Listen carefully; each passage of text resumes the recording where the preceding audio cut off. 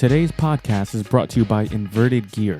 For all your jiu-jitsu needs, go to invertedgear.com. Save 15% off if you type in the coupon code ShowTheArt15 with no spaces. Our next sponsor is Chimera Coffee. That's Chimera Coffee with a K.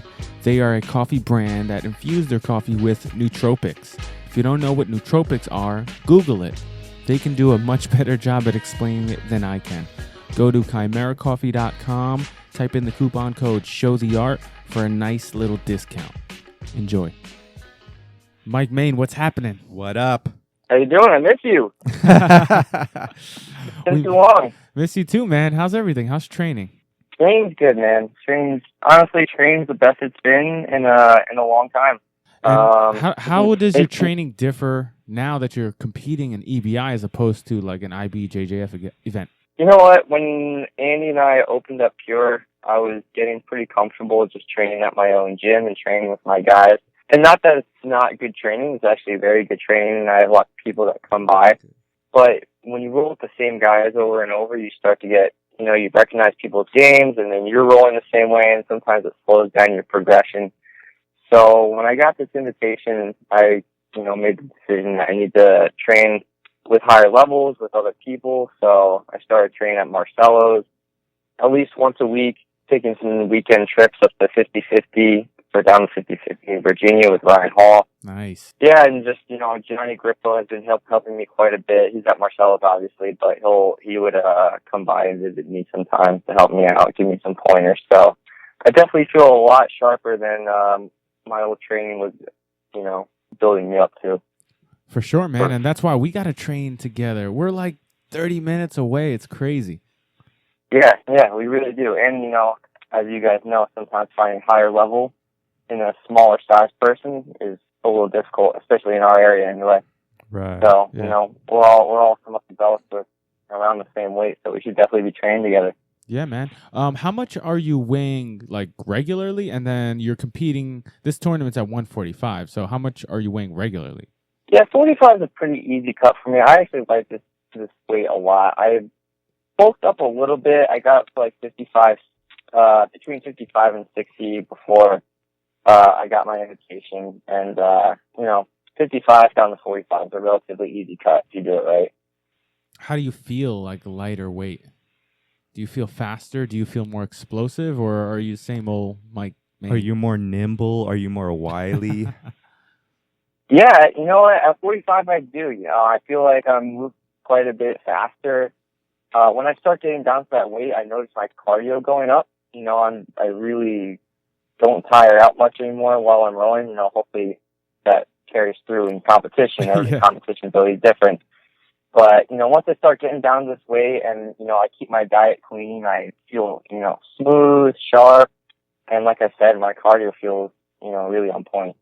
Nice, man. And we are happy to see you in EBI, especially for the second time, because we're from New Jersey.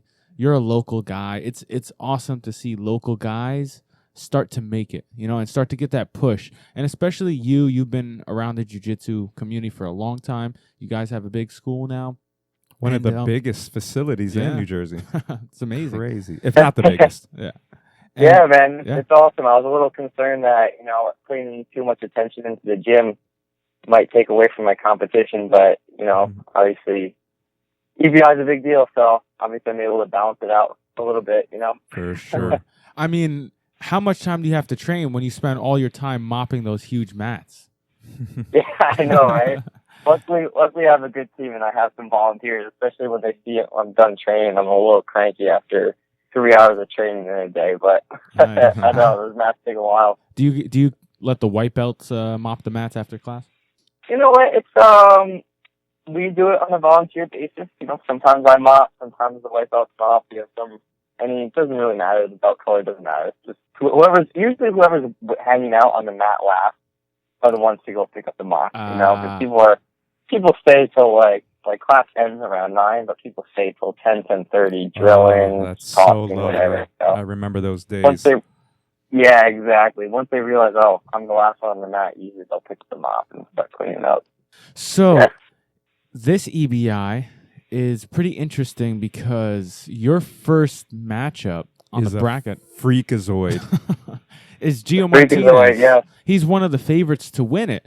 Now, how do you handle that pressure knowing 2 weeks before that you're fighting one of the favorites in the entire tournament, if not the favorite on that side of the bracket? Does it feel more comfortable to know 2 weeks beforehand as opposed to, 2 days beforehand, like normally IBJJF? Well, actually, that's pretty new within the last couple of EBIs of him announcing it, because when I did EBI 4, I didn't know I was going against Meow. I don't know if you knew that. Yeah, I went against Meow. Great I didn't match, know by the way. until Great match. 2 days before. Thank you. Yeah, they like to match me up with the top guys for some reason, but I love it, man. I love it. Like, honestly, I know there's pressure to perform well against the top guys, but honestly, to a certain extent, it takes some pressure off. I know Gio is supposed to win this match. Gio knows he's supposed to win this match. So, to be honest, it takes a little bit of pressure off me. And, yes, he is the favorite, but, he's still a person, and, I know if I play my game right, I can catch him, Yeah, man. Submission only. Anything can happen in submission only. Yeah. Very so true. Do you feel like you have the advantage in regulation time, submission only, or when it goes to the overtime rules? I like that question. You know what? Our games are so different that it can go either way in either part of the game. I know Gio's very good from the back. He likes to play the trucks from the back and set up some submissions from there. I have my tricks and secrets from the back as well. I feel like my back control since training at Marcelo has increased quite a bit. And then during the match, I know he has his setups. I've studied his game a little bit. But it's going to be all about, like, I feel like we each have our comfort zone, with certain positions, and it's just going to be about who can get who there first. Right. You know what I mean? Does that make sense? For sure. So I think that's going to be the biggest factor of it, who can get to their position first. Sure. And how do you feel this fight with Gio Martinez in your second EBI showing will differ from your first EBI performance against Joao Miao? I mean, it's two different opponents, but it's totally different. But do you feel like, okay, this is more of a match for me? I like a competitor like Gio better than I'd like to compete against a Miao? Absolutely, 100%, especially in this format. And the reason for that is I know Miao is primarily an IBJJF guy, but at our weight class, I guess he's been submitted before in, like, absolute divisions, but at our weight class, I'm pretty sure Miao has never been submitted. So going into that, I was like, okay, what do I possibly do to this guy to try to submit him, Yeah. I know his joints are basically made of rubber. I saw his matchup with Jerry Conan where he had his ankle completely turned around and the dude wasn't tapping. So I was like, okay, what am I supposed to do? At least I know, like, Gio is extremely tough. He's extremely difficult to submit. But I know he's human, I know I've seen him get submitted before, so I at least know it's possible, Mike, with Meow, you have to keep a razor blade under your tongue. And then just slice. Exactly. And just I'll keep keep that in slicing. mind for next time. Yeah. Keep slicing. It's got to be like those old or even today, those old WWE matches where you got a razor blade under your and your a chair something. nearby. Yeah. Something out of the box. Or like Bloodsport, where he like that guy throws the chalk in his eye, Keep some chalk on and you. he can't see. Keep a scalpel. Dude, yeah. Next time I go against him, I'm going to be thinking out of the box like that. Yeah. So I need you guys in my corner. There you Of course, man. Now, this is an interesting matchup because it's just two young guys up and coming in jiu-jitsu. One guy that trains no-gi and gi, and you train both of them at a high level. You compete in both of them at a high level. Then you have a guy in Gio who only has been doing no-gi since day one and really doesn't look to be training in the gi. Do you think you have an advantage against a guy who only trains no-gi because you have more possibilities? We talked to Holly Gracie yesterday, and he said you gain more effectiveness when you train in both because you have more experiences. Do you think you'll have the advantage in that sense? You know what? I see his point when he makes that when he said that. But to be honest, in a submission only, no gi, I really don't see the gi being much of a help. You know what I mean? Especially because I've been primarily training no gi recently, because obviously most gyms, everyone's going about by IBJJF rules in the gi. So there's certain things that you need to worry about that you don't need to worry about in the gi. Like the heel hooks, the knee reaping, all that stuff, where when you're rolling in the gi a lot, you don't have to worry about that so much, and you might get a little lazy being unconcerned about that, So I don't think it gives you quite an advantage in that sense. For sure, man. Now, you have a tough task ahead of you. If you do get by Gio Martinez, you still have a long list of competitors on your side of the bracket. Your side of the bracket seems so lopsided compared to the other side. No offense to any of the other guys, but it seems like all the stars are on one side. Now, who do you think would be like a nightmare or the nightmare matchup for you on your side of the bracket, or the biggest nightmare? For your style. For my style. Honestly, even though my side of the bracket is stacked, I feel like I just prefer that the really high level light walkers are on the other side. Okay. You know what I mean? Like Eddie and Mike Davila. But on my side, I would probably say Denny, because I know Denny has a nice inverted game with leg locks and gets underneath you really quickly, and he's very smooth with everything. Mm-hmm. But honestly, every guy I go against on my side, I feel like it's going to be a 50-50 battle. That's just my mindset right now. I just know if I get them to my position, that I'm going to overcome them. I know I'm definitely a underdog in this one, but like I said, with all my training recently, when I've been going up to Ryan Hall, he's been doing private lessons with me basically, and just spending as much time as I need breaking down certain people's games, certain parts of the leg lock game. So I'm feeling really confident for this one. Awesome, man. And if you do get past Gio, the more likely matchup next would be the winner of Javier Domingos versus Ashley Williams. And Javier Domingos, he was a finalist in one of the recent EBI events. Yeah. So he's most likely going to face you if you do it. How do you match up against him? You know what? He's super tough. Yeah. And honestly, I think that's his biggest characteristics, is how tough and aggressive he is. Yeah. So what I would probably play is a pretty passive game in the beginning, because I know he comes out super aggressive. But the thing about aggression is that you can often leave yourself vulnerable for maybe leg locks, stuff like that. If you saw the match with Gary, that's basically what happened. Yeah. He got a little aggressive and got caught in a leg lock. So I just wouldn't want to try to match his aggression, because when you match an aggression, it becomes a dogfight, and that's where he wins. Mm-hmm. You can't fight fire with fire. Right, exactly. Yeah. So I'm just gonna. That's a matchup where I'm gonna have to use my head rather than my athleticism. For sure, man. Now, you fought Mike Davila before at our tournament, the Show the Art Finishers tournament. Yes. Yes, what a match that was. Yeah, it was a little controversial because, you said you didn't tap, but the ref stopped it because you looked very, I forget what happened, but it seemed a little controversial at the end, right? Yeah, so what happened was, he popped my foot with a nice toe hold, I think it was. And then he let go, because I think he just heard the foot pop, but I didn't tap.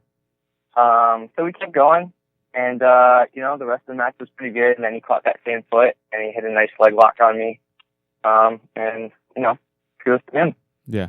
No, but I remember, there was some awkwardness going on. Everybody's like, what happened? And then, a lot of times when that happens, that kind of messes up the momentum of the match, the flow of the match. And that could really screw up a competitor.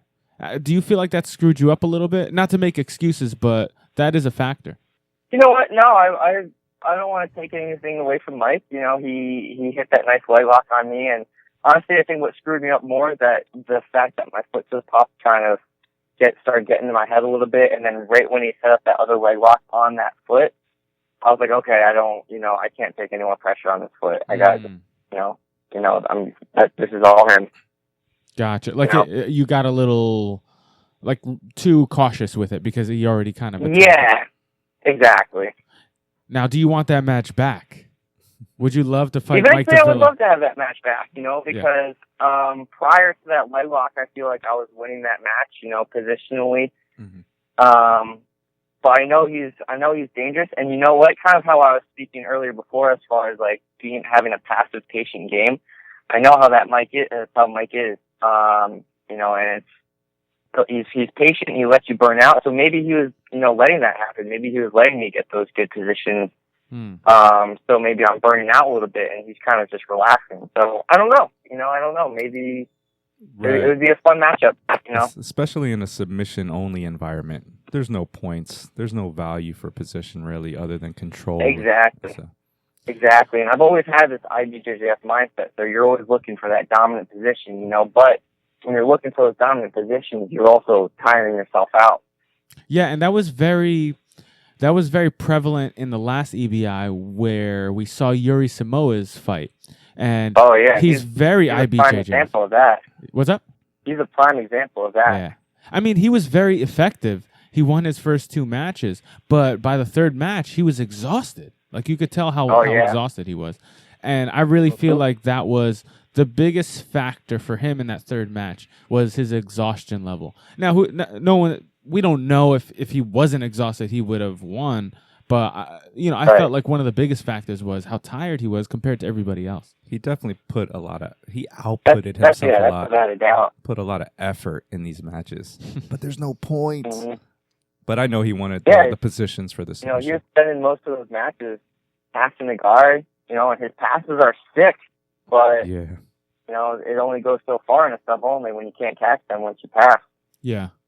Now, what do you think is the key to bypassing all the effort you have to put out to pass the guard or to sweep, or not necessarily to sweep, but to pass the guard? Let's say you're not a leg lock guy. You're just maybe you know all the setups, but your ankles are bad, your knees are bad, your legs can't handle being leg locked. So, what do you think is a way to bypass all that without outputting too much effort to pass the guard to be able to submit the guy? Honestly, creating scrambles is often where you're going to catch those submissions outside the leg lock. I mean, obviously, leg lock as well. But, maybe you do pass, maybe you're very close to being passed. Rather than fighting just for that particular position, maybe move on to another position which will create a scramble. For example, you start passing, the person starts coming up to the knees, you start looking for the back, and in the midst of that, you catch your guillotines, you catch your femoras, you catch your rolling arm bars. Stuff like that. Don't get overly concerned about really securing the position because there's no point, like you guys said. So there's no point for doing that. Catch your submissions, go for it. It doesn't matter if you lose your position.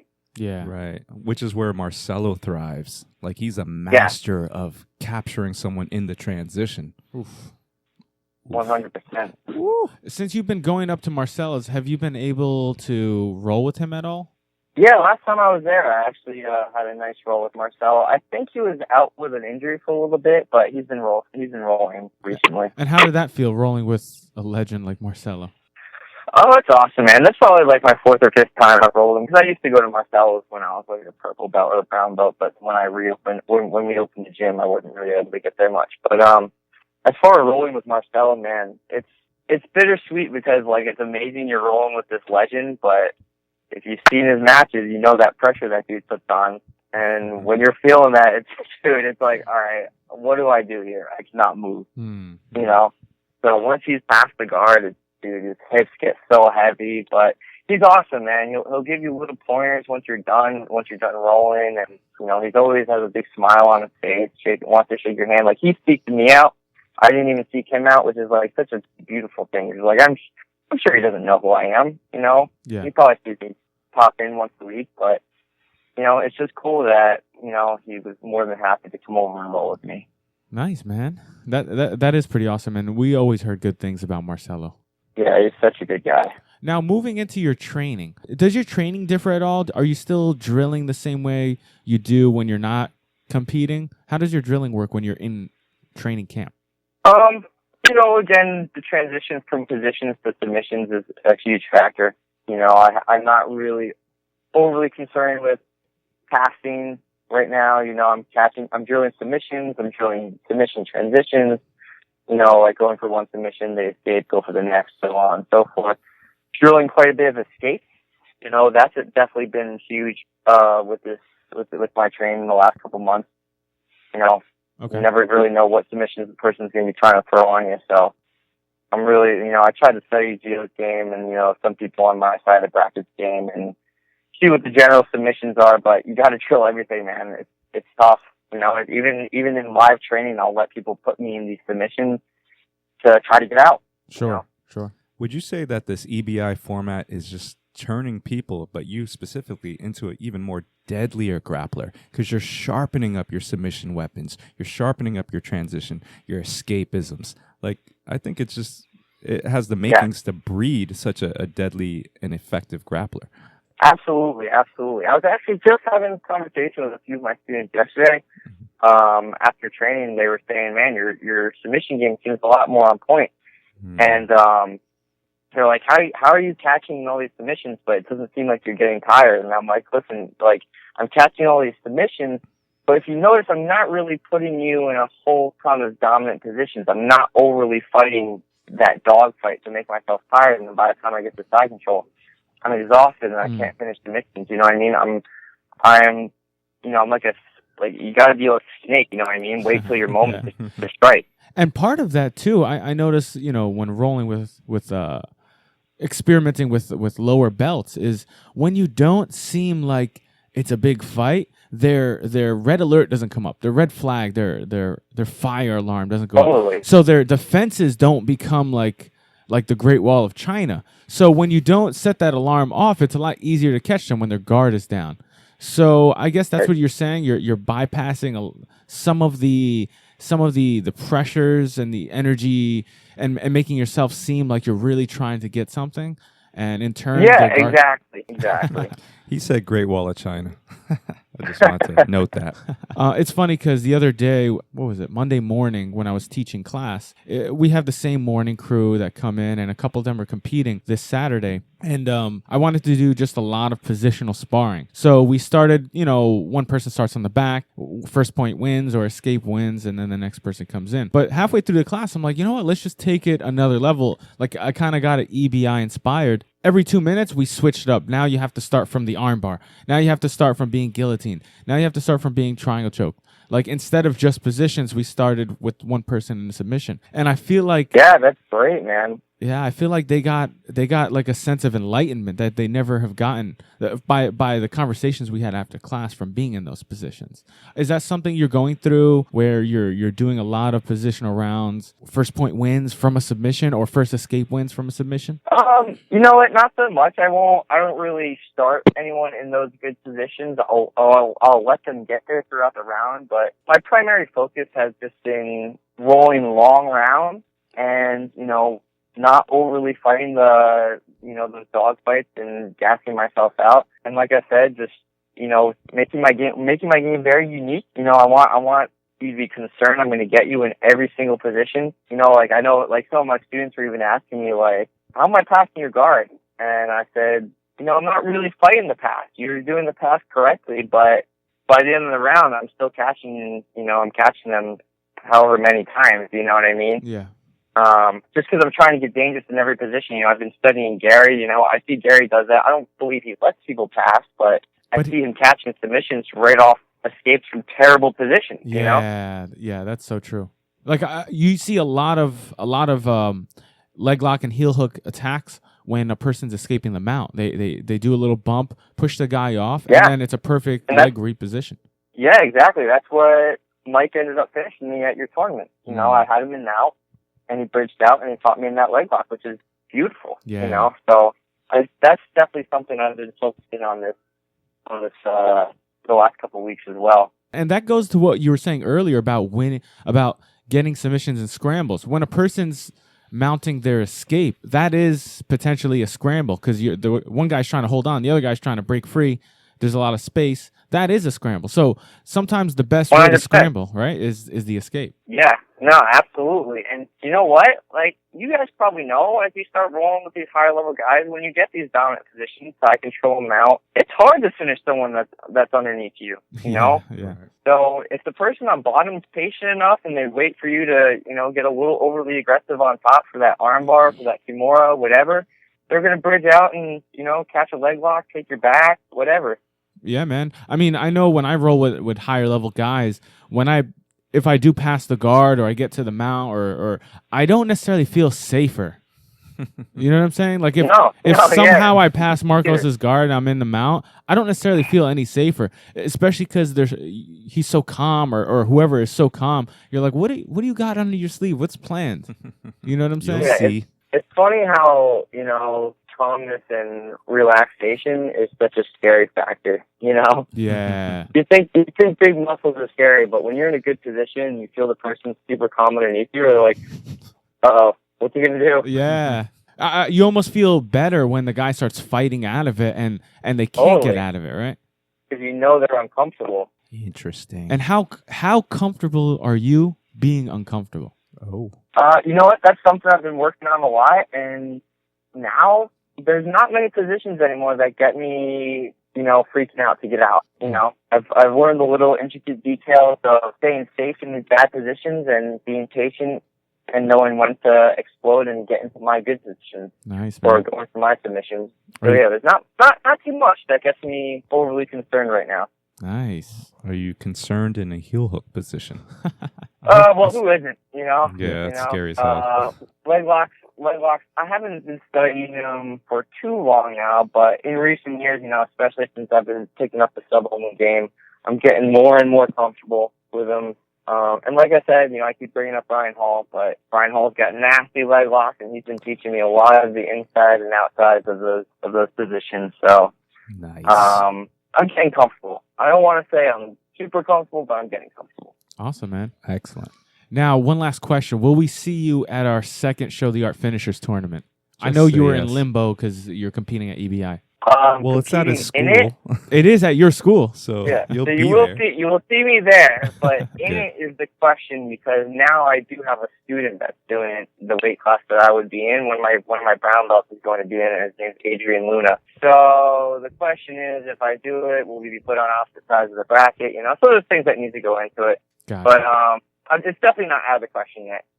Cool, man. Yeah, we're happy to host the tournament at your school on July 30th. Yeah, we're excited. Yeah, we're excited. And, people could check it out at finishersjujitsu.com. It'll be live streamed on our Show the Art YouTube page. And Pure MMA in Rockaway, New Jersey, right? Rockaway, New Jersey, yep. Boom. And, man, we're running out of time, but we're happy to have you on the show. And we're super excited to see you compete at EBI for the second time. Awesome. Especially against someone like Gio, man. Hey, it's going to be, don't like it. It's going to be an awesome matchup. I can't wait. I'm super excited. I'm feeling confident. I know Gio is such a tough athlete, and he's feeling confident. So this match can't be anything but fireworks. For sure, man. Please tell people how they can reach you. How they can reach me? For sure. Yeah. You can find me on Instagram, Mikey_Main, BJJ. You can find me on Facebook, Mike Main. And then you can always check out our gym website, puremma.com. Cool. Or check them out on the Hyperfly website, Hyperfly sponsored athlete, right? Boom. Yes, yeah, Hyperfly. Check out their gear. They got some of the best stuff. Awesome, man. Excellent. Well, good luck Saturday, and we'll talk to you soon, brother. All right, awesome. Thanks so much, guys. Thank you for having me. No problem, man. Take care. Take care. Peace.